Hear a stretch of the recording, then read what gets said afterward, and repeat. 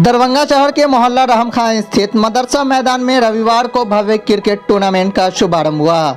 इसमें मुख्य अतिथि के रूप में उप महापौर नाजिया हसन शामिल हुई, जबकि विशिष्ट अतिथि के रूप में अल हिलाल हॉस्पिटल के निदेशक डॉक्टर AN आरजू, मुस्लिम बेदारी कारवां के अध्यक्ष नजर आलम, मिथिला इंस्टीट्यूट के निदेशक शाहिद अतर, अहमद राशिद और फैजान अख्तर काशमी शामिल हुए।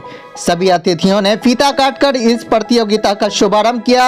वहीं आपको बता दें कि इस प्रतियोगिता में शहर से लेकर ग्रामीण क्षेत्र तक की कुल 8 टीमें भाग ले रही है।